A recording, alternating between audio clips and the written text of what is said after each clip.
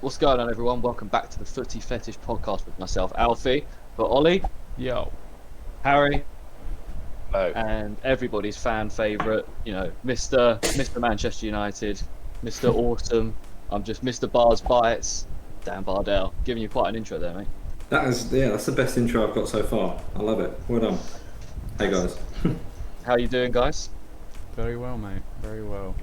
Much better now. I'm finished with work. Nice. Has anyone got a fan? Before we get into it, has anyone got a fan on? I'm picking up slight. Although it might be my headphones. I don't know.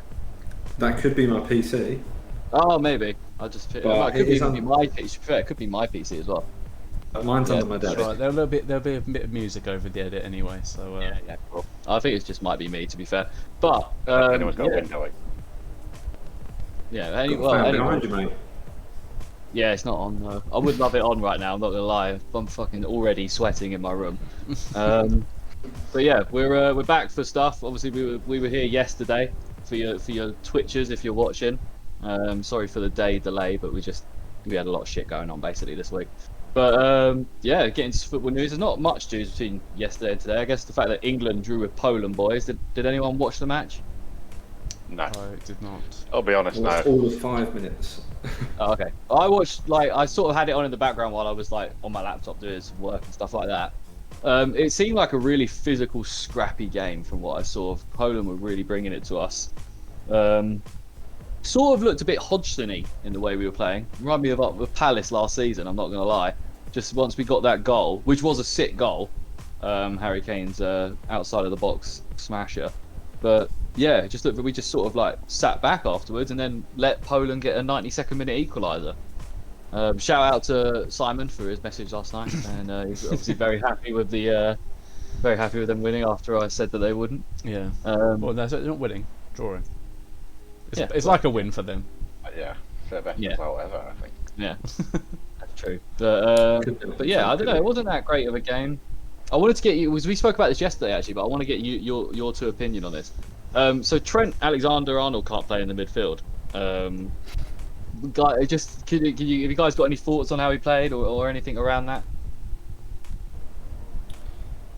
I feel like he is trying to get crowbarred into the team, partly because of the media outcry about Southgate having the balls to leave him out of the team, and partly because we're not that deep at centre mid, so I can see why he's trying to play him there. Yeah. But yeah, I feel like don't force a player into the team just because they're a good player. Yeah. If you've got an idea in mind, which is what Southgate's been good at, he's been picking the players that are right for the way he wants to play. Yeah. No, that's true. I thought Reece James has played in the midfield and looked better than that. So I feel like if we're going to do that, maybe put Reece James in there. But Bars, did you catch any of the game with Trent in midfield? So I saw a little bit of the game. I don't know if Trent was playing or not, to be honest with you. So I don't know if they brought him off. Did he? There's That says a lot. Yeah. Yeah. So Andorra he played, I think. Didn't he? Yeah, it was against Andorra. Yeah. yeah. But what I will say about it's been a thought of mine, and I know it's easy to say coming from a Man United perspective, and I didn't put him in my squad for the Euros anyway. But I feel like there's a bit of Dele Alli situation that could arise in terms of he was good, and there's no denying how good he was in that season. But there were aspects to his game that were exposed, which was his defensive duty. So I understand trying to shoehorn him in because you want that delivery, but at the same time, that's not why you would have a midfielder in the team. Your midfielder in the team, particularly where if he's playing centre mid, isn't there to do that job. And I think he's in danger of sort of getting left behind when you've got younger players or other players that have a specialised position of kind of leaving him behind, especially if he's continued to be played out of position. If anything, he should be continuing to play fullback and then improving that side of his game instead of Gareth shoehorning him in because he wants to play Trippier there or something like that. And I rate Trippier as well, but yeah, I don't know. I think he's just got to be careful because if he puts in some crap performances in midfield, then no one's going to justify him being in the squad, are they? You can't even bring his versatility into play as like a reason why he should go, because that's No, obviously yeah. shown to not be true.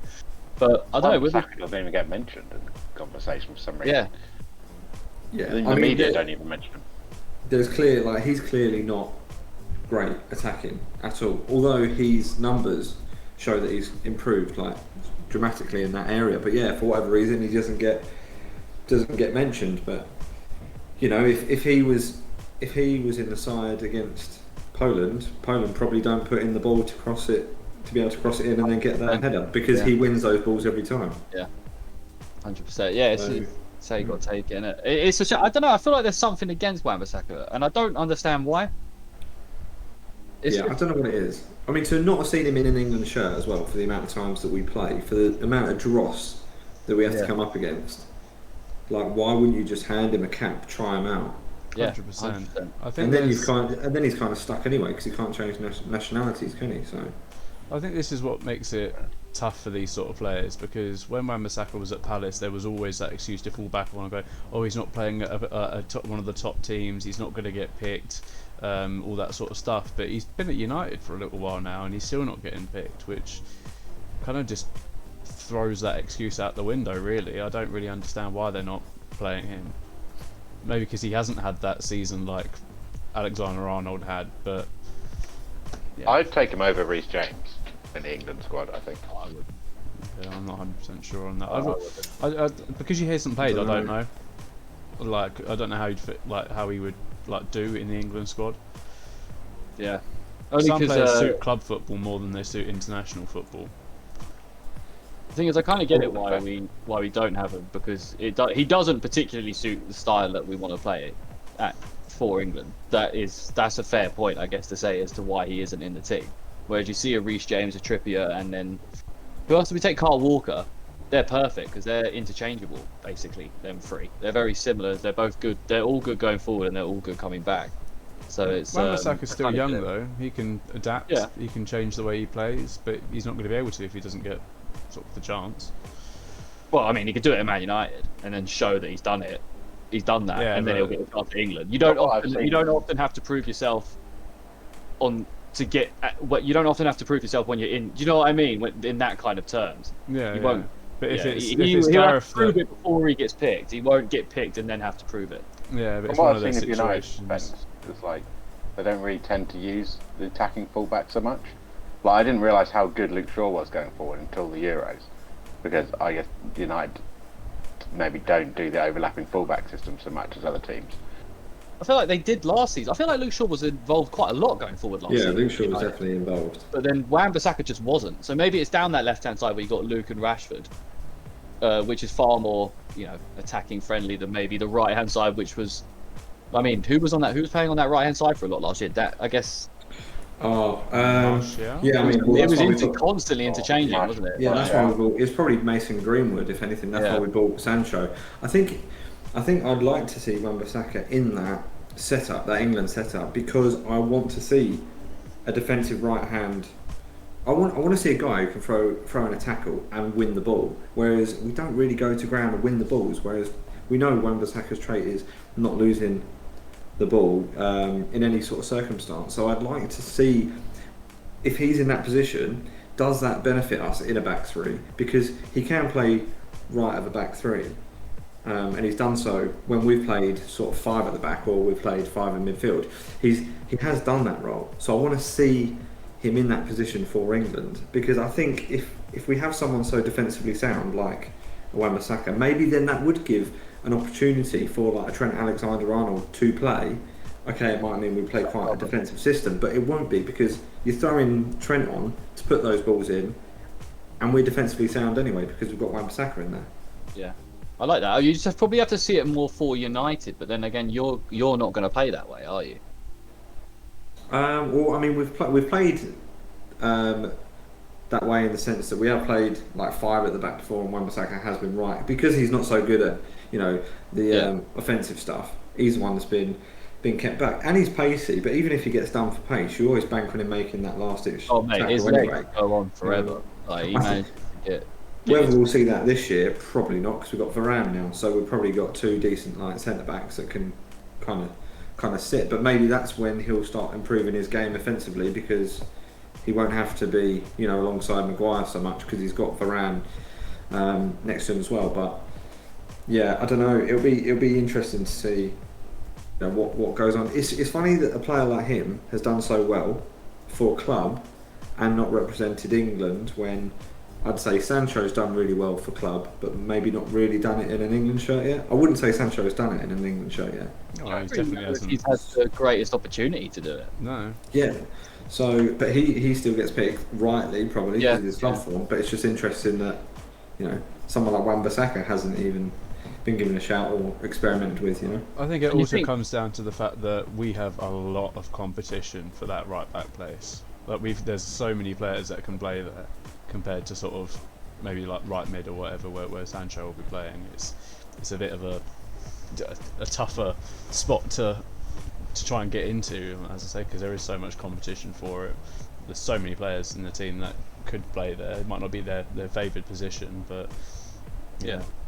But anyway, I think that if they were going to bring Wan-Bissaka in to do that kind of back three thing, then surely you'd have him in there anyway now, because you've got Kyle Walker who's doing it, who could, you know, teach Wan-Bissaka how to sort of be in that position and then take over for when Kyle Walker's going to be coming out the scene.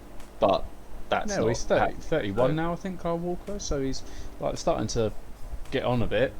It wouldn't be too Yeah. long, but it wouldn't surprise me if sort of before too long he retires from international football. No, but that's what I'm saying. When he does, he's not got that long. But Yeah. if that was to be the plan, surely you'd want to still get Wan-Bissaka Yeah. in now. I think Trippier's around that age as well, isn't he? Yeah, Trippier's that? Trippier's not too far off. We could go from Trippier. having like 4 or 5 quality right backs to having like 2 because they Trippier retired. 31. Yeah. He's getting Oh, on. boy, I think he's definitely at least like 28, 29. Yeah, But he's Oh, been I around think for a while though. I remember him playing for Burnley in like 2010.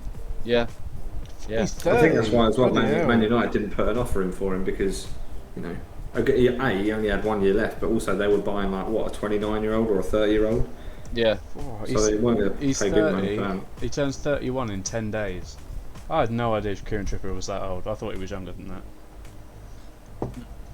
you know what? With it, I feel bad for Wan-Bissaka, but with everything that people are talking about, 50 million, I'm pretty happy we've got 50 million for Wan-Bissaka. If I think he's proven he's been worth 50 million for how defensively solid we've been down that right hand side. definitely Who was the right back before you signed him? Valencia. It would have been a mix Can't between have been Valencia and right back. Ashley Young, I think. Yeah, Bloody he's hell. much better, Wan-Bissaka. Fucking hell. But First good United right back since Gary Neville. Yeah, pretty much. but yeah, no, we'll move on because we can talk about England for fucking ages. You know how we were talking about obviously the other day the Nice and Marseille brawl that happened. Everyone Yeah. remembers that. Well, Nice have been some stuff has happened. The fallout has occurred. The action has been taken. Exactly. Nice have been docked 2 points. They will have to also replay the match against Marseille at a neutral ground, and then they will also play 3 other games behind closed doors as punishment. Jesus. Whereas obviously Marseille didn't really say that Marseille has anything done, but they were part of it. They were Yeah. still involved, and they haven't seemed to be punished in any sort of way. So I don't know how you Payet's think- been given a suspended ban, I think, as well. Yeah. Let me see if I can find the full list of Yeah. the. suspended ban because that's I mean, yeah, you should just get a ban. You Well, threw it yeah. back, didn't he? But 100%. Here we go. So yeah, Nice deducted 2 points, 1 suspended. So I guess that means yeah. So Yeah. when does that? Well, later in the season or next season or something? Who knows? it doesn't say at the moment. Yeah. But Marseille's had Gonzalez banned for 2 games. Payet's been has a suspended 1 match ban. Marseille physio has been banned until June for punching a fan, and the game will be replayed without fans. Yeah, What? So Nut. yeah, nuts in it. But just fucking give them both an L. yeah. Just give them both a loss. Like, just being stupid, man.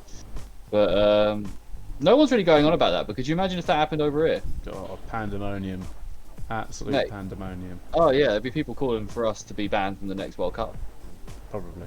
somehow. Yeah, true. But do you guys want to hear shithousery of the week? Yes. Okay, it involves Barcelona and Liverpool. So it's coming up. Barcelona are basically this season going to have to pay Liverpool another £20 million for Coutinho because he's 10 games away from playing 100 games, and obviously he's going to be playing this season. So they're going to have to fork over another 20 million. They need to play him. Yeah, they need to play him as well. They can't not. Like, they need him. So This I know. I situation's could just see going them. bad I could to see them worse. playing him 9 games and then. yeah, he's on 90 games at the moment, and if he hits 100 games, they owe him another 100 million. Does that include like him coming on as sub, or is that him starting 100 games? No, it'll be. I imagine it starts. I don't know. Let me have a look at it. I think those clauses are normally for appearances in general. Bloody hell. Let's have a look.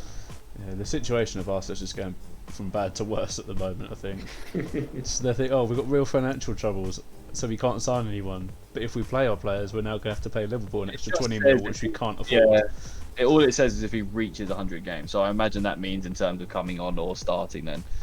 So yeah, I can imagine Barcelona probably try and cut him or something before that happens. I mean, they're in financial disarray as it is. Send him down to Barcelona B. Yeah, why not? I mean, I'll take him at Palace if you just want to keep paying his wages and just want to get him off the books. I'll definitely take him. But talking about Palace, should we get into the week previews?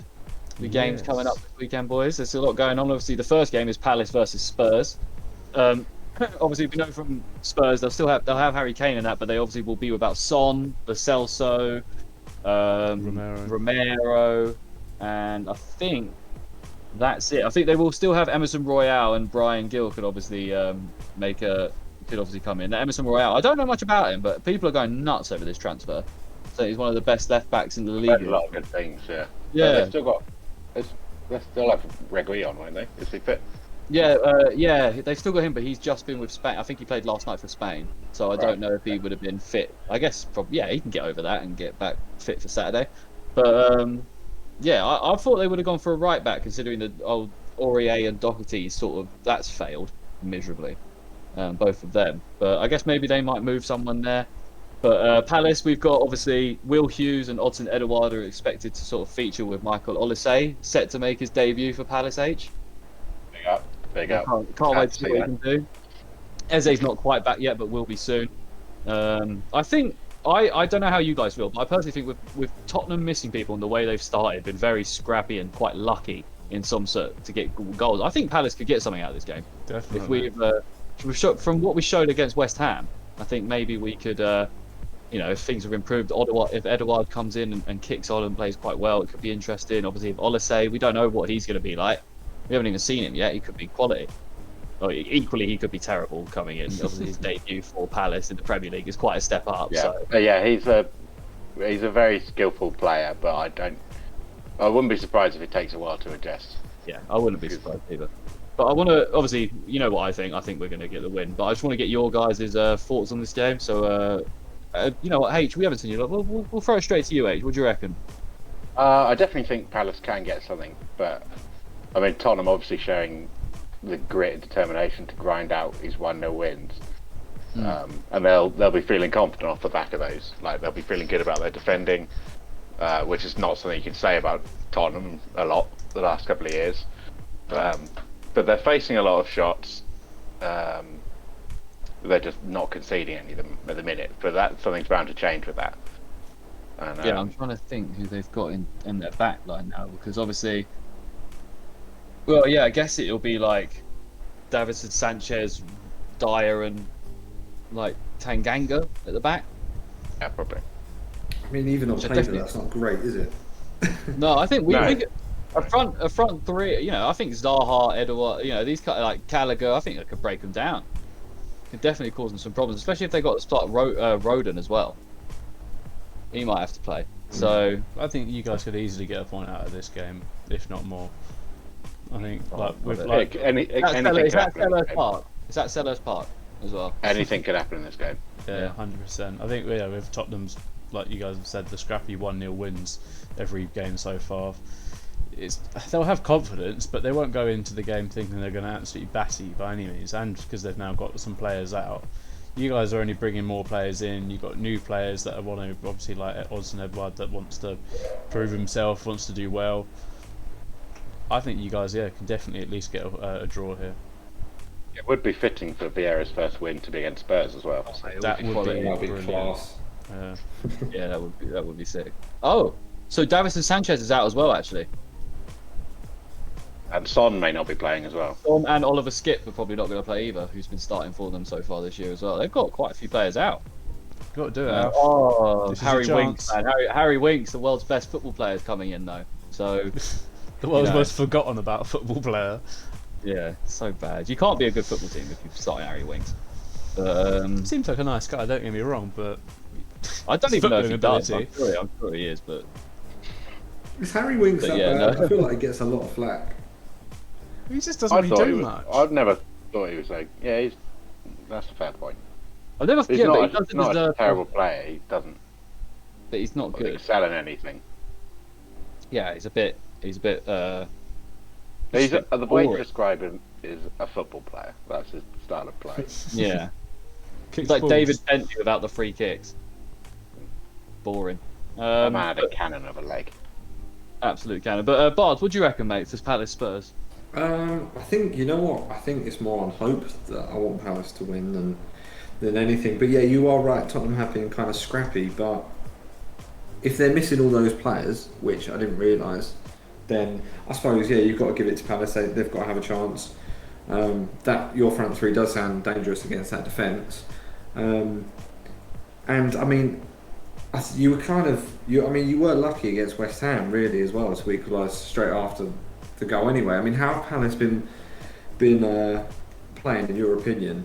I know it's early days for Vieira, but obviously you lost the first game, didn't you? And then Yeah, we lost to Chelsea. I'm not too concerned about that. They just won the Champions League or whatever. We drew with Brentford when we were unlucky. We hit the post and the bar, which could have got a result there. We were just a bit unlucky. And then the West Ham game, I agree with you. We also had a chance at the end where Gay put the ball just over the bar from a corner, which we could have got the win, and really shithoused it. But I in terms of like that, for instance, is how I've seen. There's been fight in this Palestine I haven't seen in a very long time under Roy Hodgson. Even that header, that opportunity to win the game, even though it went over the bar, under Hodgson, that would never have happened because we would have just sat back and accepted the draw, and we would just that corner or that cross never would have come in. So I feel good about it. I just think Vieira needs time.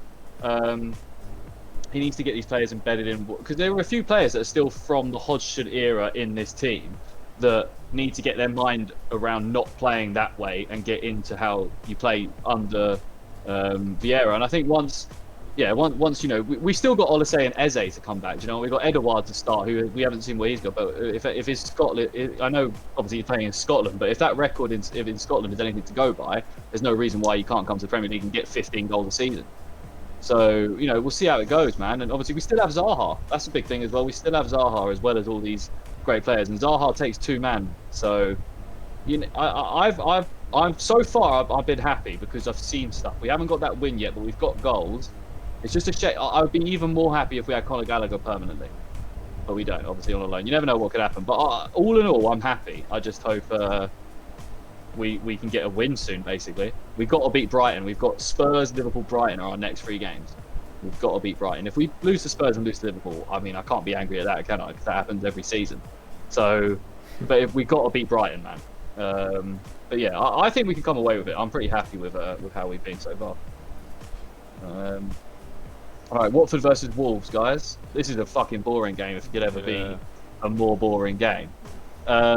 Basically, Watford, honestly, who cares? They've not got Troy Deeney anymore. They've not got Andre Gray. They basically don't have many striking options. Musa Sissoko now plays for Watford, though. Bloody hell. Yeah. How he's still in the Premier League, I don't know. I guess they'll just give him a free roaming role. Because what else is he going to do? You're not going to he's way better than that. He's not very good, and he's way better than that Watford team. So I guess you just let him have the keys to it. I guess I don't really know about Watford. I don't really care. But Wolves. I think he probably just couldn't be bothered to move house, so it's like, yeah, I stand for Watford. Yeah. It's just it's probably just the team that were in for him. Yeah. Yeah. The only option. The one with the gullible scouts. Yeah, just the team that offered something for him, and he's like, you know what, I'm actually going to play. He's probably thinking like Championship next season, that could be fun. So like But yeah, it's an opportunity for him to play in the best league in the world. So. exactly, man. In terms of what are the odds that he leaves Spurs, gets relegated with Watford? Watford win the Championship next year, and he gets a trophy before Harry Kane. Hilarious. It's going to happen, man. It's going in to happen. terms of that game, though, I think you got to fancy Wolves, and Wolves have been playing well. Oh, 100%, man, 100%. They've still got. They just can't get goals, man. Yeah. I mean, that was my fear terrible going into the season for Wolves. Was it's great to see Jimenez back, and he did score in pre-season, but is he going to be as lethal? Adama Traore, everyone likes to big him up, but I swear the guy, he's never had an end product. So whenever he's been linked with like Man United and things like that, I just think, God no, like absolutely not, because he's not been consistent enough to have that end product. And I understand, part of it is you need someone to tuck away the chances he's creating, but I mean, I think Wolves are so close to doing it, and by God, I just want to see Troy Deeney go down again and never play football really. So it's a Birmingham, mate. Well, Troy Deeney? You could see that. He's left. He plays for Birmingham now. I missed They're that. not too bad, Birmingham. Yeah. Has it? Yeah. I should take him out of the fantasy team. I missed that. Like obviously what Troy Deeney is Watford's like best ever player, right? How peak is it for them that he has a tattoo of Birmingham City Football Club on his leg? Yeah, You're great to play a tattoo of another team. But Cheers for that. did you see in the the promo pictures of him signing? JK was there. I think he'd help convince Deeney to come back to Birmingham, and so he was there as if he was his agent. He was just there, just like by them signing the contract. That's such a random one. Like, I wonder how much JK had to convince him. I mean, it is his boyhood club. Yeah, and I don't think there was much convincing. I don't think He's it was. definitely just playing. JK was probably just like, I don't "Can I think it come was down the to St same. Andrews? I want to be involved." I don't think it was the same sort of convincing that Alex Ferguson had to do with Ronaldo. No, probably not. No. He was about to join Aston Villa, Troy Deeney. Yeah. JK gave him a call. Take a governor blow. Why can't an eye fall?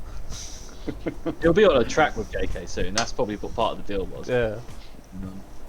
But yeah, Wolves. I don't know. I think they could get I think they've got to get a win here. They have to win. If they don't beat Watford, that's really bad. They could be fucked. Struggling to get goals, obviously, like we said, but they've got four. They've got Rafa Mir, Patrick Catrone, William Jose, and Leonardo Campagna out on loan. All strikers that could help in some way, I'm sure. Their goal problems. I don't know how great all of them are. Patrick Catrone's been touted as like a really good young prospect, but has not got the chance. He was out on loan last season. He's out on loan again this season. So I don't really know. He's only like early 20s. I don't really know what was the point. Do you know what I mean? They signed him and they got goal troubles and they've just sent him out, banged him out on loan a couple of times. I don't really know. But Wolves seem to get a let off as well, because Wolves haven't actually been good at all, and no one's talking about how they haven't scored like a single goal yet or anything like that. Yeah. I think it's one of those where no one expects them to go down. Do you know what I mean? So then they're safe. But before they know it, if they don't win the next 2 games, does that then mean that their manager's in trouble? Because it's not like they've played badly, but obviously they got to score. But is that his fault because he can't score the goals? Yeah, it's like it always falls and then back we on sat the down there manager. with Arsenal, and then who knows? Yeah, I guarantee if Wolves lose it against Watford, if Wolves lose against Watford and Palace lose against Spurs, there will be more shit about Vieira getting the sack than there will be about this fucking Wolves manager getting the sack. And we play Tottenham and they play fucking Watford. I guarantee you that will happen. TalkSport will be all over that shit. If People that look at happens, Wolves you'll as have like to, a more established Prem side, but Palace have been in the league longer. Yeah. If that happens, you'll have to get all the articles and then post them on your Instagram as a collection of exposed. them. Right. Yeah. Mind reader. But TalkSport, Jamie O'Hara will be chatting shit as he always does anyway, and Jason Cundy and them lot. But yeah, what do you guys reckon for that? Do you reckon Wolves are going to get the win finally, or will Watford? Because they got Sarr. That's about it. Yeah, that's about it. They're the And his goal was Decouré as following- well. He plays for Everton. Everton. Yeah, That's, no, Decouré, I'm yeah. thinking about Decouré used to play for Watford. Yeah, no, that must be what I'm thinking of. But Underrated Sissoko. player. They got Sissoko, but that's about it. That's about it. I don't know if that's saying, but yeah, got that's going Ben to be a Foster. really dead game. Ben Foster, yeah, he's the Yeah. admin of the group WhatsApp. Yeah, I did see that. Yeah. Yeah, did you see that? He's Yeah, been making moves on YouTube. I love He it. has, Yeah, Really he's funny. doing a lot. He has. It's good. His Oh, right, Foscast. yeah. Mate, if you ever want to be on the podcast, come on, Ben Foster. Yeah. Defend yourself. We'll chat. Hey, We'll chat. I hope Watford he. ahead. I hope he sticks to his promise of playing for #United one day. I think that'd be funny. Yeah. Oh, he must do post-retirement. He will do. He surely.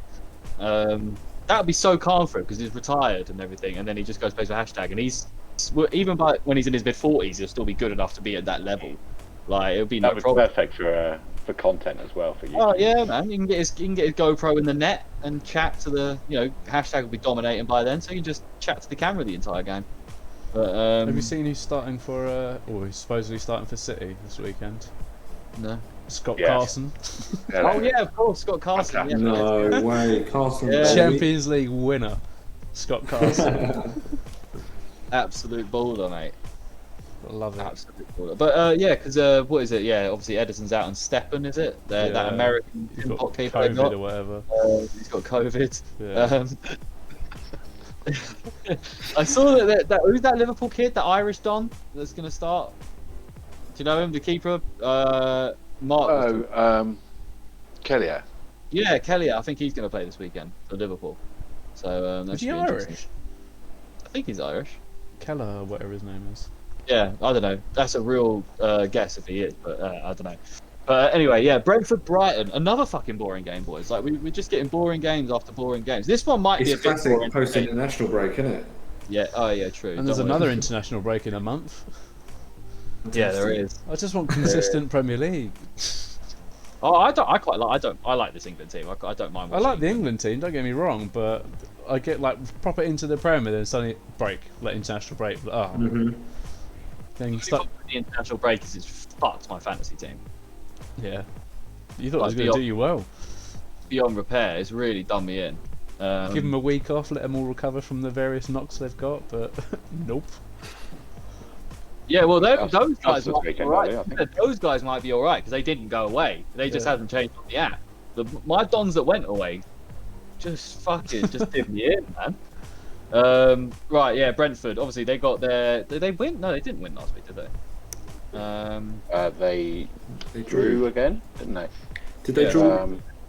They drew with Leeds. No, they drew with Villa. That's actually a good result. That was it. Yeah, that was it. Yeah, Ivan Toney. Like we said he was going to score and open his account against Villa, and he did just that with actually a really nice goal on the turn, slotted it in the corner, and then obviously man like Wendy scored a banger. But Brighton have got their new signing Mark Cucurella. People have been going on about this guy, but I don't really know much about him. Do any of you lot know anything about him? He's come from La Liga, I believe. Only heard of him on deadline day. Yeah. I know that he's a winger and he can put like he's. I don't know. I mean, they need a striker, so I don't know why they bought a winger. But yeah, I guess they're still rolling with Neil Maupay. I think Brentford are probably gonna surprise Brighton here because Brighton will dominate the possession as they always do, and their expected goals will be like 5, but they'll score none. But they'll take that over a win. Oh yeah, true. That's what they want. That's what they want. But then Brentford, I can see him hitting them on the counter, and they've got Ivan Toney, and who's the Donny up front with him? And Blamo. They've looked great so far. Yeah. So far this season. So yeah, I really do think Brentford get the win. Thoughts, guys? What do you reckon? I think this could be a really good game, actually. I mean, Maupay started, or Maupay, he started all right, hasn't he, so far? And I know that's been like got the no one goal, criticism. I think. Well, I mean, that's more than what he normally has. Oh yeah, This no, side I'm of the not season. saying like I think he's got a goal. Like that's Yeah. good for him. Like fair play. Yeah, like he's never been like Mr. Consistent, has he? But that is the one thing that Graham Potter's needed is like more goals. Maybe this is a season where everything Graham Potter's been working on. There you go, 2 and 2. I stand corrected. He's got 2. So maybe this is the season where everything Graham Potter's been working on finally comes to fruition. He knows he's needed goals. maybe.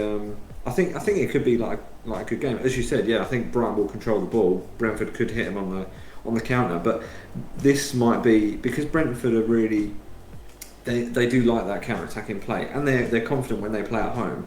This could be like one of them classic sort of games where this is where Brentford either get points and show that they can stay in the league, or it's like both of these teams just kind of like battle it out when you've got one that plays really nice football, another team that everyone's sort of bigging up because they're winning against Arsenal and that sort of thing, and everyone's kind of behind them because they're such a small like club in terms of the stadium size and that sort of thing. I think it will be and it's a new stadium as well, isn't it? So I think could be a great game, maybe like a 2-2 draw or something like that. I think there's definitely going to be goals in it.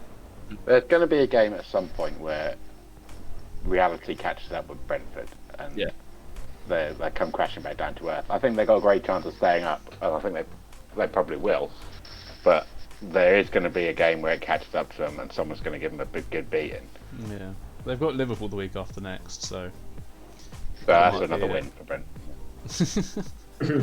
Yeah, Brighton this week, they got Wolves next week, and then Liverpool the week after, so that could be it. No, I agree. I do think their Arsenal win's slightly overrated. So do I. I think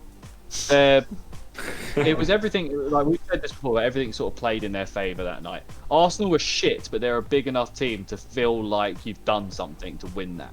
And obviously at Brentford, whatever, fair enough. They did get the win, but so fair enough. But yeah, I think people are slightly overrating Brentford.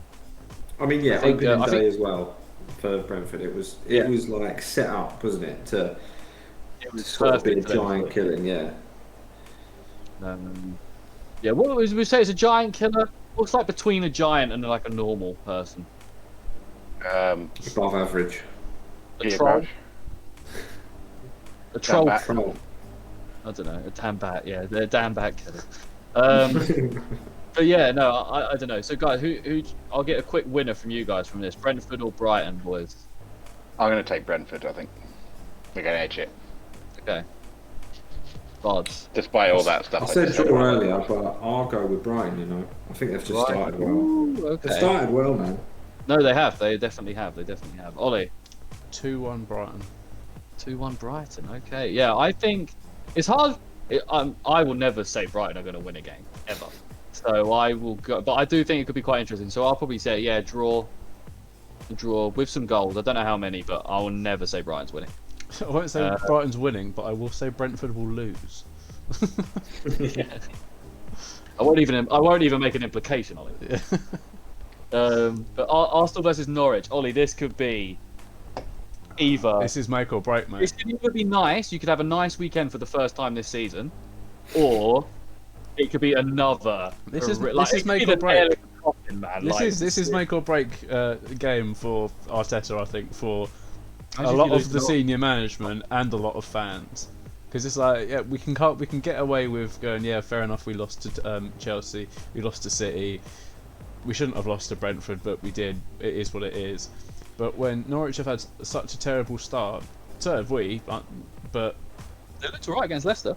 Yeah, but that's the thing. We're Arsenal at the end of the day. We shouldn't be worried about a game against fucking Norwich, for Christ's sake. But are you not? Are you worried? Oh mate, I'm pretty convinced we're probably going to lose this game. This is the hope I have for Arsenal, mate. If I'm not confident about us being Norwich, stop it. I'll see you next year, Harry. You're really that I hope not. I hate unconfident. I very much am. This is the heartbreak that you go through as an Arsenal fan. You could have Partey and Ben White back.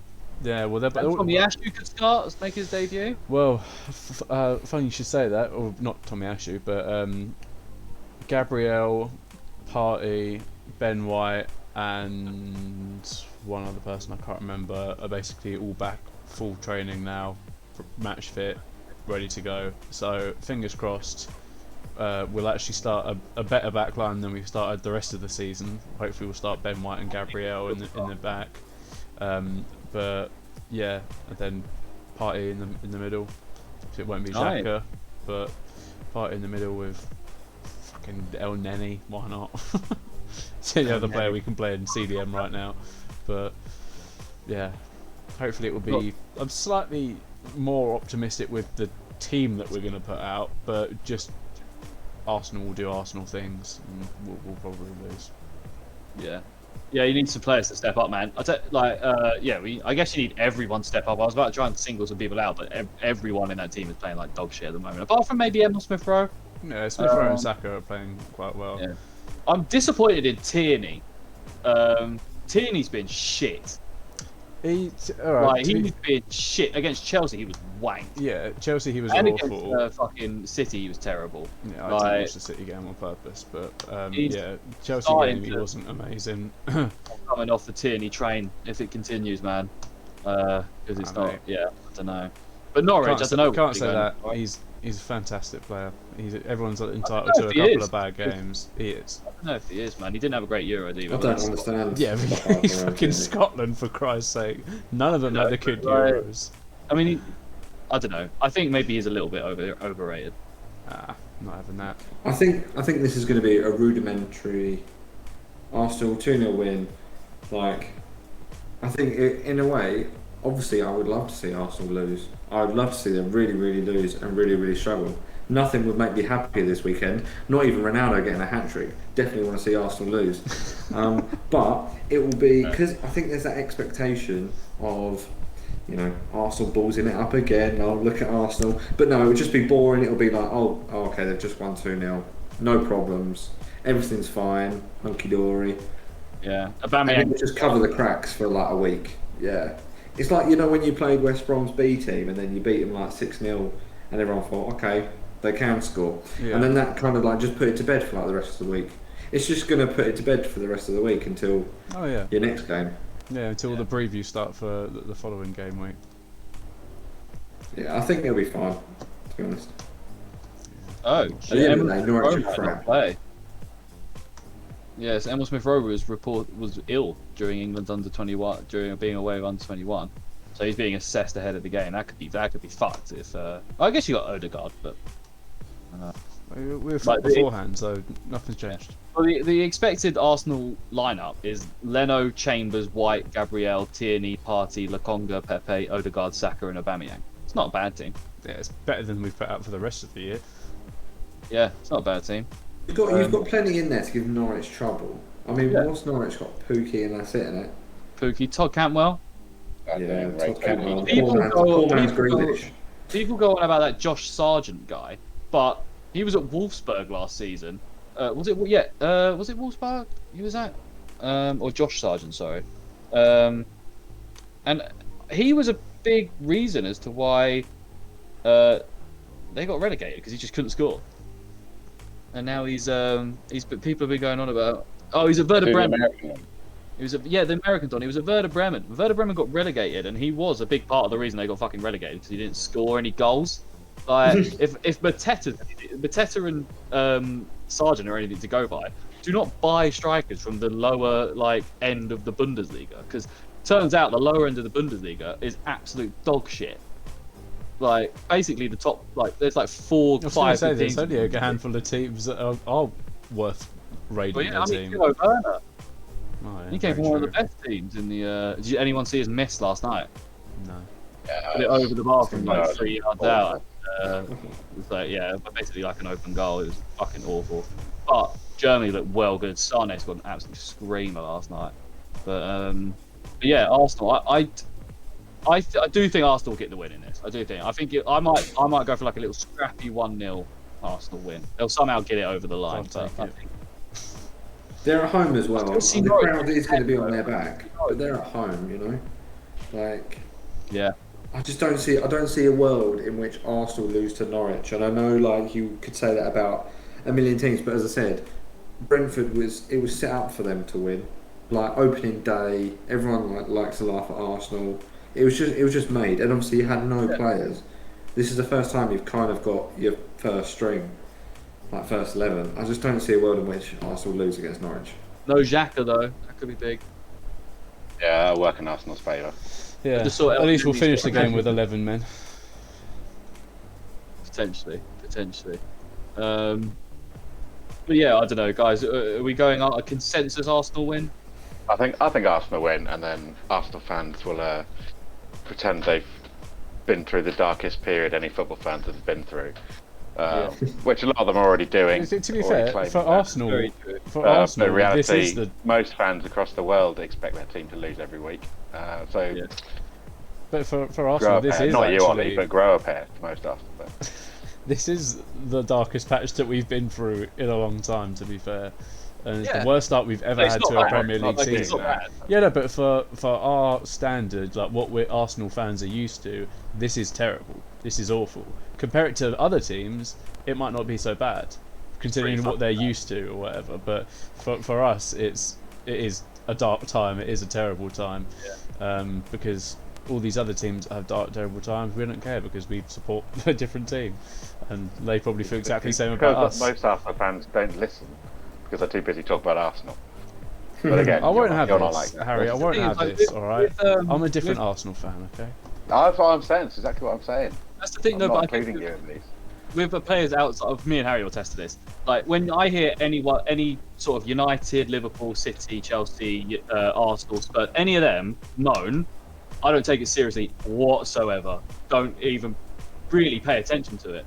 But when I hear, like, if I was to hear Harry moan, I'd listen. I'd be like, I appreciate it, because that, that's real football problems, isn't it? In the grand scheme of things, Arsenal and Spurs and shit, what they're going through are not. That's not real deep football problems. It's just, you're still. It is, but it's all relative. It's all relative. It's relative. It's relative, but in the grand scheme of things, it means like fuck all, because you're still going to be in the top 10 of the Premier League when the season finishes. Yeah, but that's what I mean about it being relative. All this dramatic stuff like that, it's not necessary. Not obviously not talking about you, but from general fans, it's just not needed. And you can understand why people don't, outside of the top 6 teams, couldn't give a shit about any of them sort of fans moaning or anything like that. Of course not. And take it seriously. It's the exact same with the top 6. Probably, well, every team probably doesn't care about every other team coming bottom or losing or whatever. It's the same. There are fans that are in outside the top 6 that understand and can feel what other fans of other teams on their level are going through, and on that level can sort of get it. And of course, but looking at the top 6, it just doesn't. There's also. It doesn't matter. Yeah, but there's also, if you talk about it like that, there's also, the top 6 understand what the top 6 are going through. Yeah, 100%. That's what I mean. Yeah, so it's like it's all relative to where you are in the league. No, but you're saying that you're saying that the teams outside of the top 6 understand what the teams outside of the top 6 are going through. No, I didn't say that. Isn't that what you just said? Sorry. No, teams outside the top 6 fully get what other teams outside the top 6 are getting through, because we're all in the same fucking boat. Yeah, but that's what I'm saying about the teams inside the top 6. We get it. I'm not disagreeing with you. Yeah. I don't see what your point, but okay, we'll continue. We're on to Man United with Bardell. We've got you in here, lads. Talk to us, Ronaldo, mate. Viva Ronaldo, mate. He's back. He's home. It's man. I was ready to give up on him, but he's just proven that he is the GOAT. So that's settled. You didn't have any tweets saved in your drafts ready to when it was official. No. You can even check. They've long deleted if I had. No, it was quite funny actually. I did wake up. I will attest. I did wake up. I said to Alex, I woke up in the morning and I told her the news that he was going to City, and then by the end of the day, I was looking and scrolling and waiting for what Man United shirt to buy. So the Glazers have got me. But are you officially like Team Glazer now? Is this? No, I'm not Team Glazer. No, not at all. I genuinely think that I think we did the same thing. There was probably 10% part of me actually thought he was going to go City. I never actually think he was going to go there. I thought, if anything, and I've actually said this when the rumour started, I said it to my mates, I was like, this is literally to bring United to the table. That's all it is, because it happened with Fred, it happened with Sanchez, and we signed those 2 players. Now, third time lucky, hopefully he's not going to be as bad as those 2, but I think it's great. I think it's great that he's back. We do need a striker, but we probably needed one like next year. Obviously Cavani's going. I think he'll be great for Greenwood. I think it just gives us versatility in the front 3, which I think is good. we just really need a number 6, and I'm desperate for us to sign one. It's been a problem for like years since Carrick's left, actually. So I don't know why we haven't kind of addressed it. I suppose we probably tried to with Fred, but he's just not good enough. Yeah. But yeah, it's exciting, man. It's good. I'm glad he's back. But it's good for, I think, the Prem to think that the only team that hasn't got a striker like on a grandiose scale is City, really. But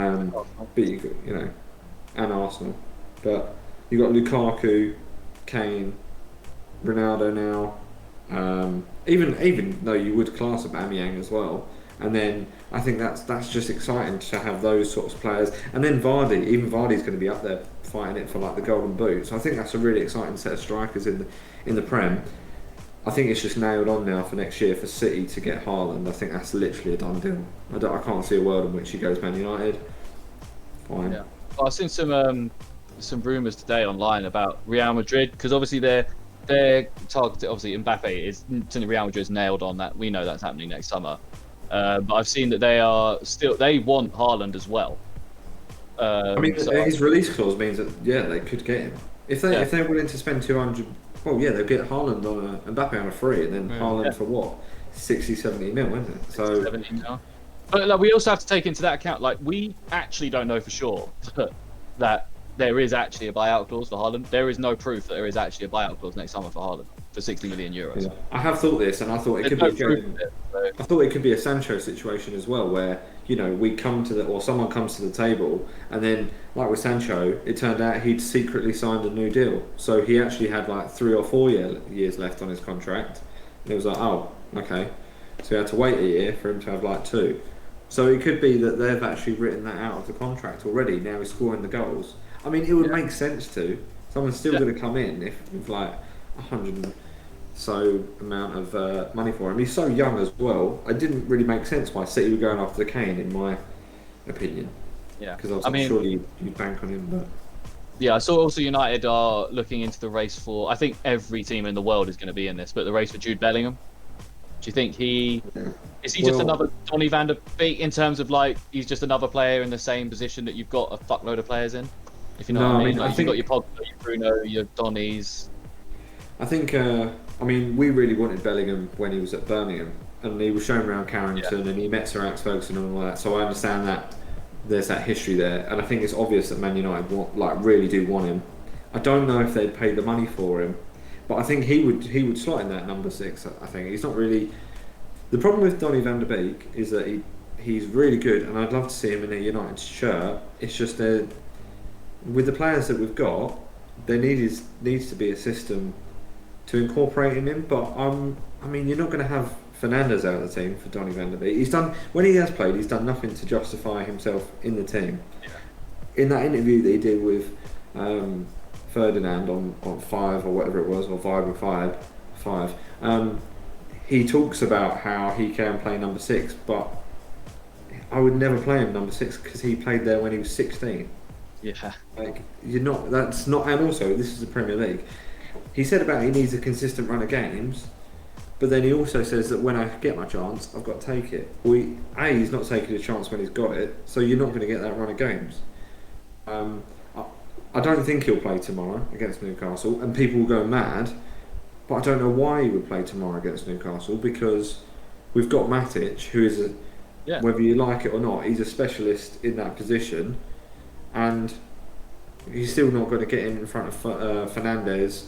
He won't play ahead of Sancho, and he won't play ahead of Pogba. So I don't know where he's going to fit in now. He might be great alongside McTominay on a double pivot. I don't know. So he kind of does the number 6. Really. Yeah. I maybe probably want to see that a bit more, but then again, you're less afraid. You're taking someone out for him, still in that. Do you know what I mean? You're still taking out someone maybe higher up the pitch for Donny to be further back. It's almost and then the options you've got going forward, you don't want to do that. Yeah, and I think if you were to then play Donny, then you probably, if anything, you put Pogba back alongside Matic. But whenever Pogba's played there, it's shown that it's just not quite. It gets rid of everything Pogba's kind of good at. Pogba can do a better job there probably than Van Der Beek can, but that's because Pogba's so experienced and he's world class. But Yeah, I don't expect Donnie to play tomorrow. I would like to see him in the shirt. I don't think that means it's the end of his United career. I genuinely think Pogba's going to go, and then that's Donnie's time to play football. And then Man United can buy a number 6, and literally they can play 2. We need 2 players to play one position, and that's the issue. I think. Yeah, fair enough. I mean, do you see Ronaldo coming in as the striker as well, or do you think he'll be on the wing, or do you think it'll just be an interchangeable front three? I think it will be an interchangeable front 3, but again, I wouldn't be surprised if he doesn't start tomorrow. I don't know how you can drop Greenwood because he's got 3 and 3. We played 3 games, haven't we? So we've got 3 and 3. So he needs to start at number 9. And I don't think you drop Pogba from the left because again he's been in good form. You play Bruno in behind, and I still think Sancho is needed on that right side. He picked up a knock with England, so he's actually been training. But again, he's in training. He looks match fit. He looks ready. So I would probably play Sancho. That would be your start, and then take Greenwood off 60 minutes if we're like 3-0 up or 2-0 up, whatever. Take him off, then put Ronaldo on. I think that makes a lot more sense. Or just move Greenwood to the right, take Sancho off because obviously Greenwood played on the right last season. But that's what I think will happen. I would not be surprised if Ronaldo doesn't start, but I do think he has come in to be a striker. I think But with Messi's Ronaldo, first PSV game was not playing as well. Wasn't it? yeah. Was it? There you go. I think with Ronaldo as well, obviously he didn't play, or he played 1 out of the 3 Portugal games that they played internationally recently. So he's had time to get integrated with the team and stuff like that, attend training, do whatever he needs to do. So I think it wouldn't surprise me if he did start, but again, I can completely understand if he didn't start with sort of all the reasons you've just said, to be honest. So I'd be interested to see what your starting 11 is. Well, I'm looking at. Funny you say that because I'm looking at the starting 11 you played against Wolves, and the front 3 was Sancho on the left, Dan James on the right, and Greenwood up front. So I guess if you're gonna, I mean, there's potential that Sancho and obviously Dan James ain't going to play, but there's a potential that Sancho doesn't play. So I guess then do you do like a Martial, Greenwood, Ronaldo? Do you know what? I totally forgot about Martial. The guy's been so Then, rubbish. to be honest, Pogba Pogba played in that double. Pogba played in the double pivot, and you don't really want Pogba in that double pivot. So put Pogba back on the left, put Ronaldo on the right, and Greenwood up top. Yeah, I mean, I can see if Sancho's not ready, then yeah, I can see Greenwood being out on that right, which I wouldn't mind because he played really well on the right hand side, so I still wouldn't mind that. I think there is a chance that Pogba still does start in that pivot. I just don't want him to. Mm-hmm. And with Dan James gone now, I don't think there's any excuse for Sancho to not to start if he is fit. Yeah, 100%. So I think Ollie could be the real problem this season, rather than the team. I think his tactical ineptitude could actually come into play here. Like, you know, we've seen like he took Pogba. Pogba got 4 assists on the left, and he immediately took him out and put him in a double pivot. The game after. Yeah, but I think that was purely down to the fact that there was going to be so much pace in behind that he needed Dan James and Sancho in that team to try and counter Adama Traore. So, and I think Pogba's better on the ball to then get the ball. If you've seen when... Well, you were playing Southampton though. That's the game after, weren't you? The game after Pogba got the 4 assists. Oh no, Pogba stayed on the left actually. I lie. Yeah, and he did get an assist. I think he got the assist in that game. Yeah, he did get the assist in that game, and then so that still makes sense with the Adama Traore thing. I think he was there to kind of get the ball and then ping it through to Dan James to latch onto. It just the tactic kind of didn't work. Or Wolves were very good. They were very, very good, and so yeah, I can understand why Pogba was there. I just don't, obviously he's so much more than being in a double pivot, and that's the problem with playing in a double pivot. It takes 2 players out of the game when you can just have 1 player there. Yeah, no, for sure. Yeah, 100%. I think every good team's got it. Man City's got one. They've got Rodri and they've got Fernandinho, isn't it? He's still there. I think he's still there, isn't he? Liverpool have got Fabinho. Who else have you got? I'm trying to think of Chelsea have got ridiculous now. Yeah, like I really wanted Sal.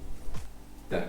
Yeah, that would have been I don't know why it didn't make sense why Man United didn't get him. Isn't he just another Donnie Van Der Beek? Would I take him over Donnie Van Der Beek? No, I'm saying isn't he just another Donnie Van Der Beek? Because they play sort of similar sort of way, don't they?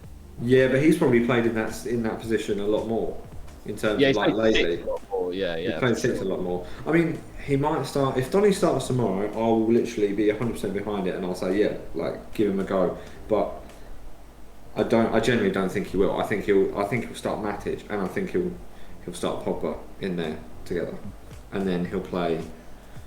He could then get Ronaldo in the team, but I don't know. I would like Donny to play, but it's going to blow up. I think the problem is with Donny, so many people football Twitter wants to see him play, but my argument is always that he's never justified a place in the team, even when he has played. Yeah. And to me, it The just only doesn't thing I make can sense think playing that him for the he's sake of literally playing. the only thing that I can think that he's done was score against us on his debut last season In a game that we still lost. in a game that you lost 3-1. Yeah. So 3-1 was it? Or 3-2? he got the only goal, I think. So I think it was either 3-1 or 2-1. Yeah. I think it was 3-1. So yeah, he started in a game that we lost, played in midfield, and probably, to be honest, had a pivotal role in the reason why we lost. Yeah, I do remember you guys being open that game. Like surprisingly open. The only good game, I saw his best game last year, albeit I think he only started 4 games, was against Southampton the first time we played him, and he was quality against Southampton when we played him, and I think that's because the team was set up in a way to play the interchanges and constantly pass it on. But obviously, as we got later into the season, we just kept that double pivot because we couldn't afford it with the back line. Maybe that will change now we've got Varane. And I hope against Newcastle, I hope to God against Newcastle, we don't play a double pivot because we don't need to against Newcastle. Yeah. Right. Yeah. No, you don't need to. But before we get on to Newcastle and we get, obviously, I think we all think Man United are going to win this game. I don't see how you could think. I think we can pretty safe on there. But what we briefly spoke about it in the group chat. But your thoughts on? I put out this thing that does Marcus Rashford get into the best Manchester United team right now? I posed that he doesn't. No. I just want to get your thoughts on that, Bard. Yeah. I said he did, didn't I? Yeah. I said he did. Yeah, I would still argue that he does because I think he's the best left-sided player we've got, and he is good on the left. When he's not injured, and the problem with I think the problem with Rashford is he was injured all of last season, but his numbers to back up the fact that he was injured were insane. Like, he was so influential in carrying the ball and getting to the box. He's just been like kicked around so much that he really did need a summer off. I'm actually glad, but it's annoying that he went to the Euros. He should have had like surgery and just recuperated, but maybe the lack of football still helped, and the light training. I don't know, but I would still say, I'd say Rashford on the left. If you want the best, I would say Rashford on the left over Pogba. Yeah. And then I would have Fernandes. And then it's hard because obviously you put Sancho in there, but then I've not seen like much of Sancho yet in a United shirt. So then I'd probably have, if this was I suppose you're saying how is it now? Yeah, so then I would probably have Sancho, and then I would have Ronaldo over Greenwood, I guess, because of Ronaldo and who he is. Yeah, of course. Just to back up your point, you're completely correct. I mean, 21 goals and 15 assists last year in all competitions for Marcus Rashford with an injury. And people said he played crap, which I would attest to. He played some crap games. Yeah, definitely. He definitely wasn't the Marcus Rashford, setting the world alight like he has been since he's come into the Prem, or into the Man United team. But yeah, you can't argue. 21 goals and 15 assists with a broken shoulder, is it, or whatever he had? Yeah, he had. I think it's like some ligaments in his shoulder, but also he broke his back. I think that was the season before, and for some reason Ollie played him with a broken back. He's had an ankle problem last year when we flew out to the Europa final. His ankle swelled up on the flight, but then he played. So he's always had an injury. He just needs to not play football, man. Yeah. Now that you've got Ronaldo in, he can literally take his time. Yeah, I mean, this is the thing, and it's a good question you raise, is does he get into the best, starting? Because you're still leaving out Pogba, and I left out Greenwood in there. That's insane. Yeah. And I just said I'd start Greenwood over Ronaldo in this game. Yeah, it's nuts, man. But yeah, you can't drop Greenwood. 3 You can't argue with that, man. So yeah, but I think we're all going to go Man United. Newcastle, there's not really much to say, to be honest. So let's get on to the next one, boys. Sutton, obviously I've always put them as Sutton. Southampton versus West Ham. I do think Southampton are going down. I'm so sure that Southampton are going down this year. And I think West Ham are gonna. They're going to do. Obviously, they've got Kurt Zuma and Nikola Vlasic now, who are going to be fit and ready to go. Zuma, I know France haven't been particularly good, but Zuma has been the outstanding player for them in that backline. So I don't know. I think it could be quite good, man. West Ham. I think they're going to do it here. Any thoughts on the game, boys? West Ham in particular, I suppose, because who cares about Southampton? I'll always back West Ham. Yeah, I think West Ham. Yeah. Yeah. Moyes is playing a style of football that just works, man. And like, I'm actually really happy to see Moyes back and doing well with the club, because you see the players around him in that team. They're so on board with what's going on, but also a lot of the players, like you saw Fornals came out the other day and he was just saying, "I love West Ham," and like I feel like there's a real. It's similar to England.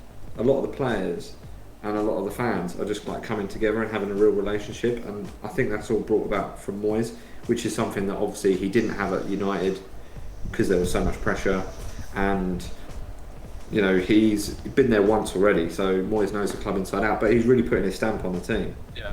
West Ham fans have wanted that identity back for so long as well. Yeah. Like when obviously losing Upton Park and stuff, having Mark Noble and James Tompkins as the only two like players who you could tell cared about the club for years, and but now you got players like Antonio and Soucek and Declan Rice and stuff. I mean, Rice wants to leave, so yeah. You got Soufal that's though, understandable. Fornals. I've seen that. I saw that there's been a bit of a controversy. Now, obviously, this has just been reported. It could be a load of bollocks, but I don't know.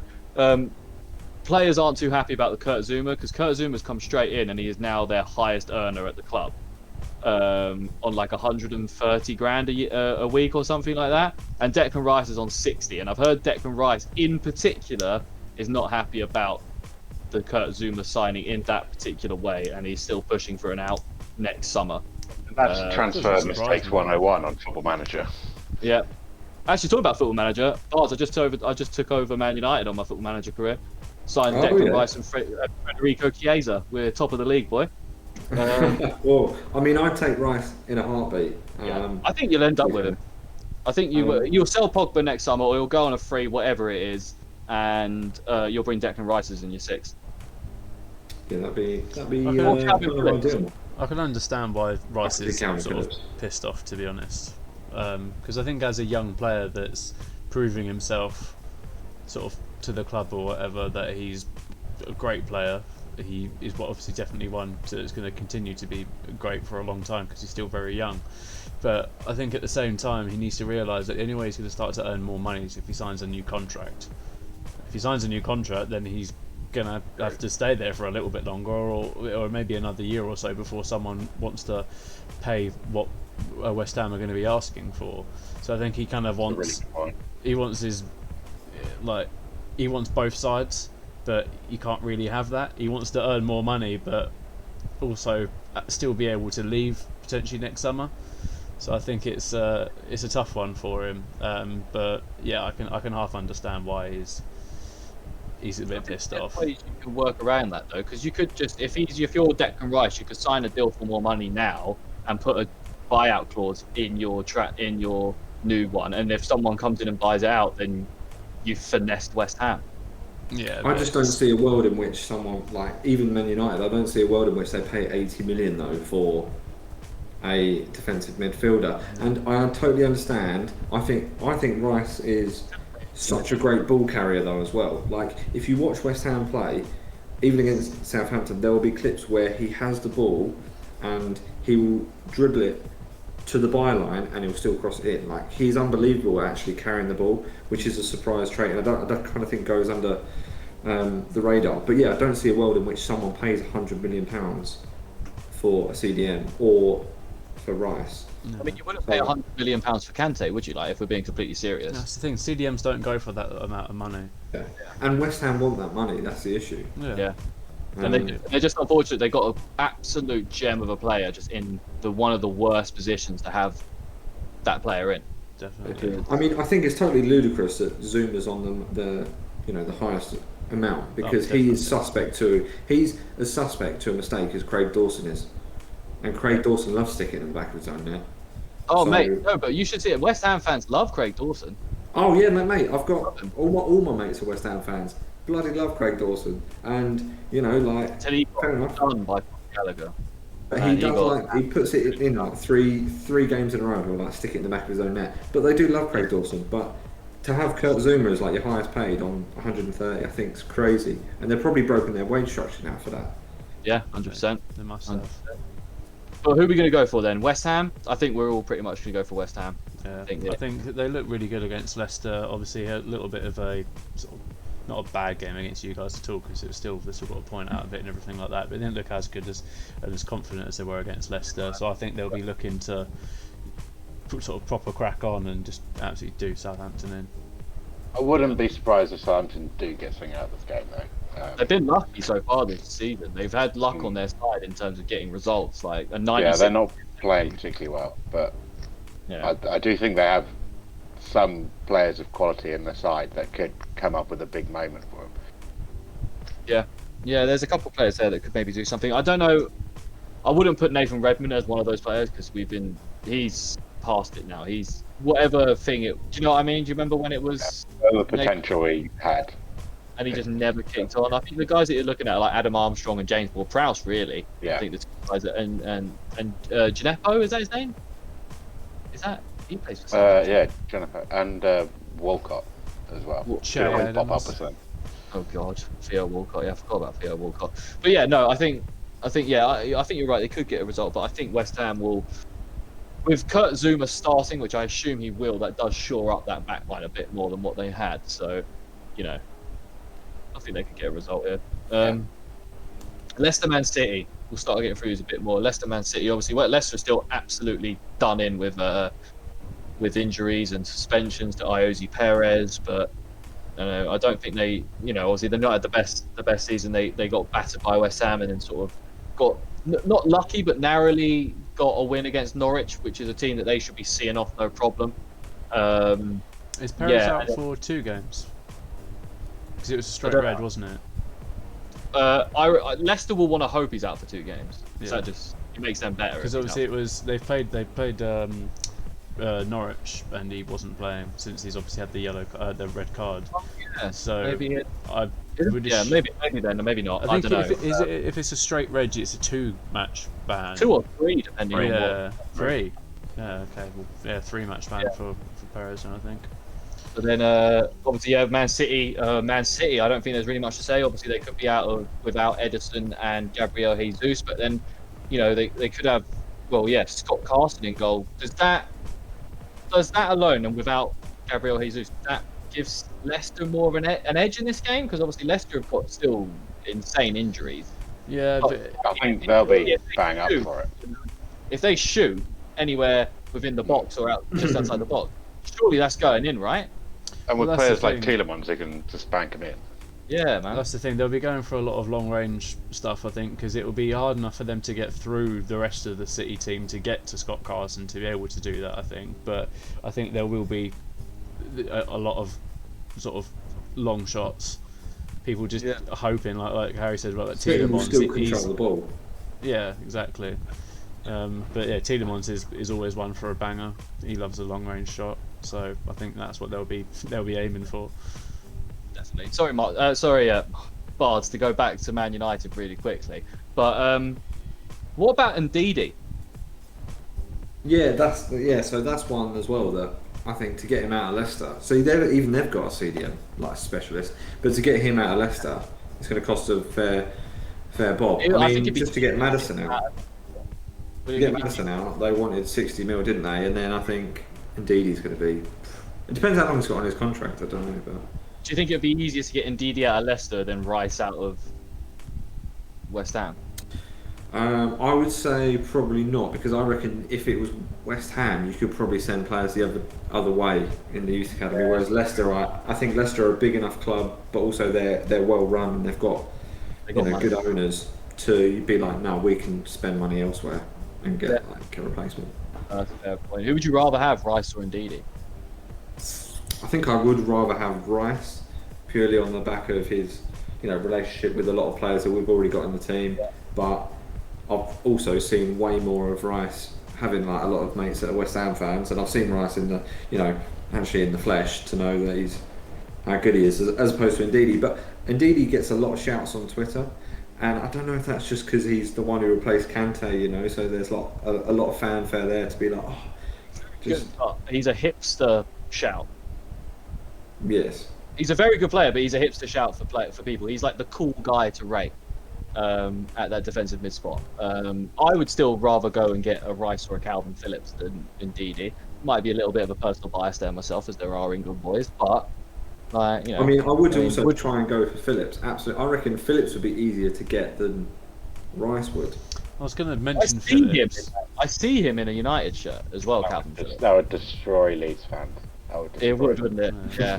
I was going to mention Calvin Phillips. When do you think he's going to leave Leeds? Because it's going to happen. I think probably next summer. Will it happen? What if Leeds push on and get better and better? Like they could keep him. There's no reason. Like people were saying, same thing about Vardy. He'd be an ideal signing for Liverpool, Calvin Phillips.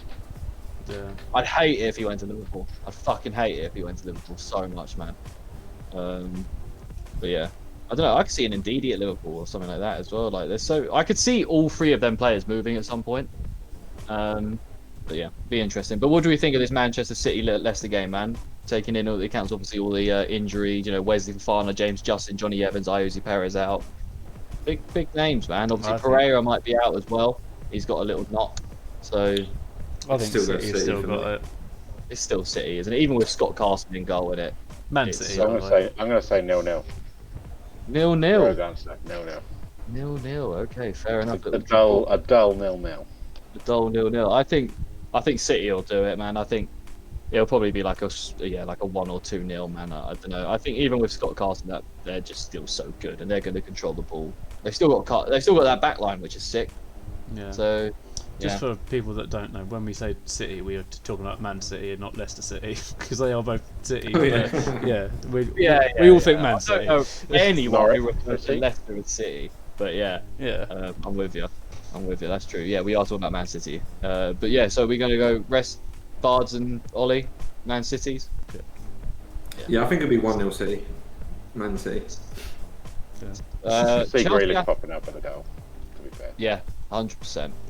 He's kicking on more and more every game for City, it seems. But Chelsea versus Villa, man. Could we see Sal Niguez making his debut? I posed the question here as well. If he comes in, who goes out, Jorginho or Kante? Because they're both equally as important. Probably Kante at the moment, because I think Kante's had a couple of injuries, or he's had a couple of knocks recently. So I think he's probably less match fit than Jorginho is. Yeah. Purely on a injury basis as opposed to skill or anything like that. But if Kante is fully fit, then it's a sort of a bad choice good problem to have in that sort of situation. Yeah. I mean, you don't need to necessarily be like, who's going to start? They can just interchange and stuff like that. But I guess Sal will need to get up to speed. To Kovacic as well. Yeah, Kovacic. He's not even been doing badly. No. I really, really hope they do this. But yeah. But Bards, obviously, I know you've got to go, my man. So don't you worry about it. We'll get you out of here, my man. What are you going to do? You're going to watch filming, yeah? I'm going to see Candyman, boys. Nice. Was that a Willy Wonka? Yeah, mate. It's a horror depiction of Willy Wonka. It's just already pretty scary. All those children getting punished and kidnapped. Yeah, but pleasure. Great chat. I'll be on soon. It's good to see you, man. No worries. Yeah. Take it easy. 2-0 Chelsea. Bardell. 2-0 Chelsea. Okay. Good to know. Right. See you later. Bardell. We'll continue with the Villa. I do think Chelsea are going to smash Villa here. I know Villa have been rocky to start so far, man. Like very rocky. And I just think, I could see Chelsea. Lukaku. This could be Lukaku's first brace hat trick sort of vibe. I think, especially if there's no Martinez, because he was obviously part of the Argentina team that broke the COVID regulations. So I don't know. What do you guys think? Chelsea or Villa here? Oh, Chelsea. Probably comfortable Chelsea win. Yeah, They've had such a strong start to the season. They're so good. yeah, man. just playing so confidently. Yeah. Like, Yeah. even like the Liverpool game, like with 10 men, they didn't really look too much like they were going to concede or lose it. No. I mean, they didn't offer much going forward at that point, but they were so resolute and Yeah, but just they didn't need to. quality. They. I think they at that point they were like, "Fuck it, let's just get this draw, man." Yeah, Because it was like, we're not even going to go forward. There's no point because we just away at lost. Liverpool, man. Yeah, Yeah, you always take the draw away at Liverpool. always Liverpool. Talking about Liverpool, that's our next one. So we've all gone for a Chelsea win, but we've got Leeds at home to Liverpool. Obviously, Leeds, we know what they've been like. Rafinha's probably not going to play due to him being involved with the Brazil team. Obviously, Liverpool are going to be without. Is it Fabinho and Alisson? Fabinho, Alisson, Yeah, Firmino. Firmino go. Okay. Yeah.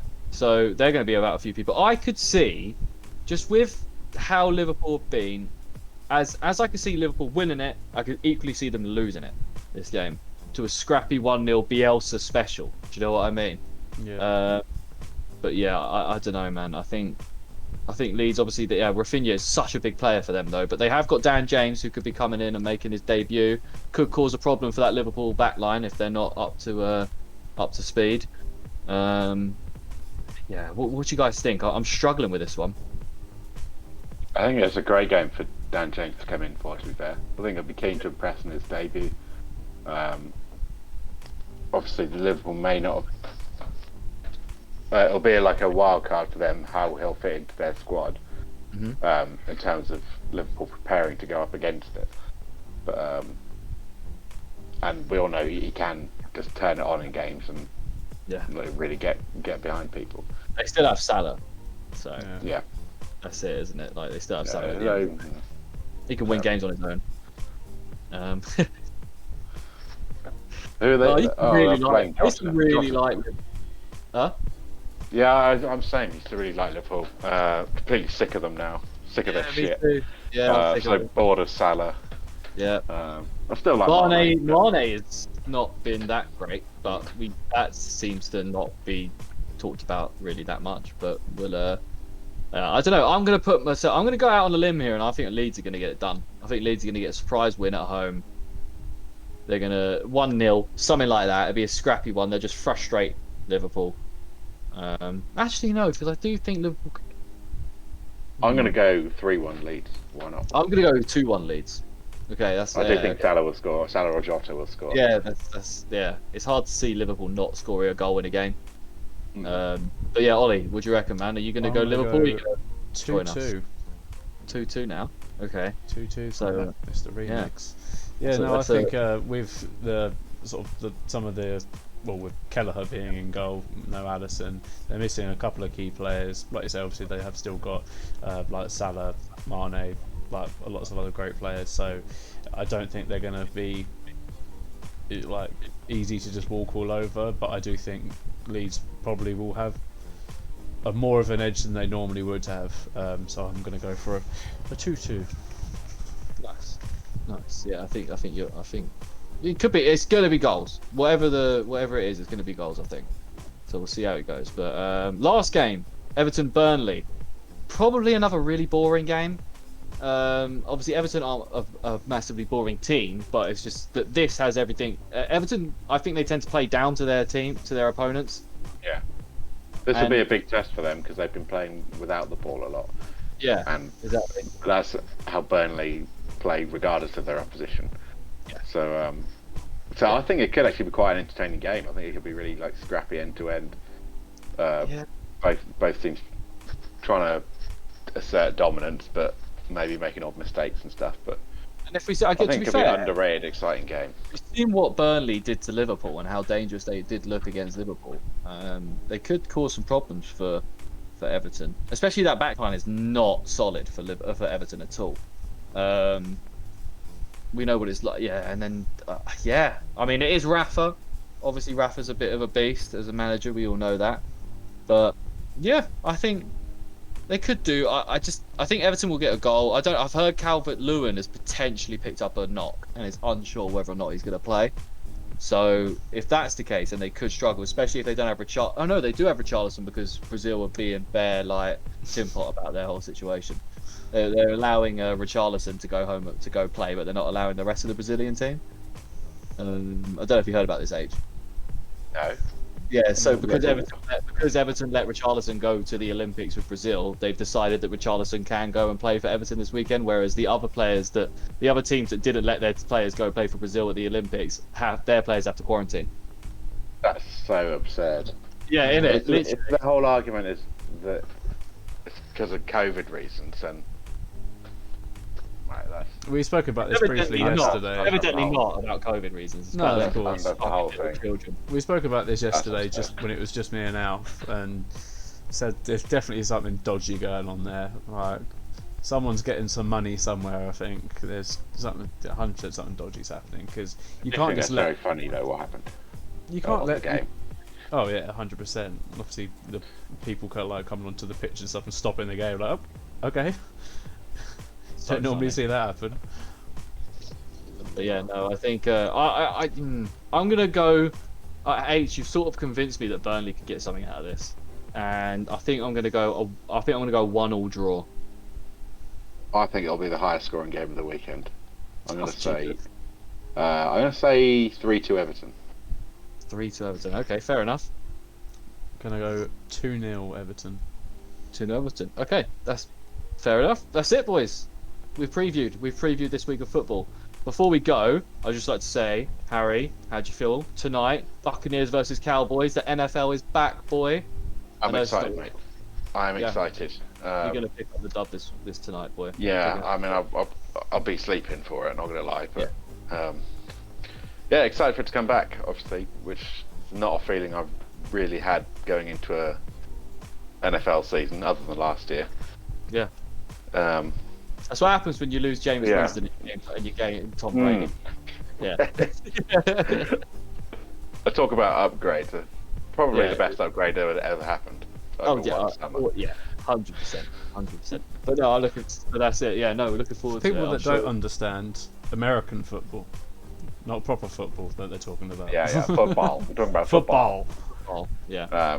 So basically, last time on my team, Tampa Bay, it's the equivalent of us having, I don't know, pick someone random. Like if we had Connor Wickham as our starting striker, and we replaced him with Cristiano Ronaldo.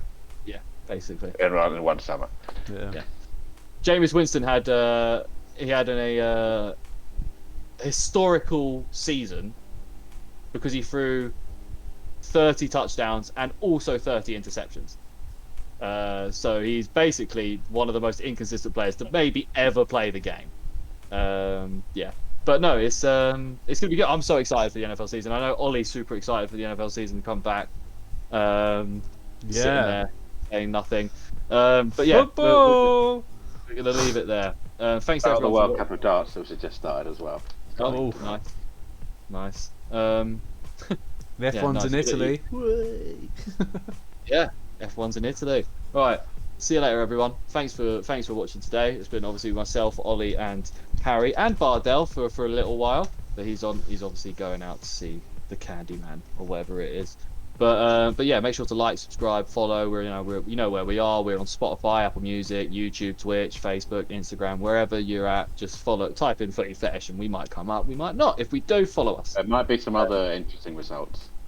Yeah. Footy Fetish podcast. Make sure you would probably be add better. podcast. Yeah. Spell it correctly. Yeah. Remember that first Y is very very critical. The most important letter of them all. It is. If you do get into somewhere else and you're in a forum that's got something to do with a footy fetish and you're talking to some people in there and it's not what you think, maybe direct them our way to the Footy Fetish podcast. Yeah. We can do with more followers. There's a whole podcast about this sort of thing, exactly. kind of. Maybe, yeah, exactly. I mean, I'll have my feet out all episode. Yeah. If the subs ask for it. If the subs ask for it. Exactly. But anyway, yes, thank you guys, and we will see you soon. Peace, love, and Mo Farah signs. Peace. Bye.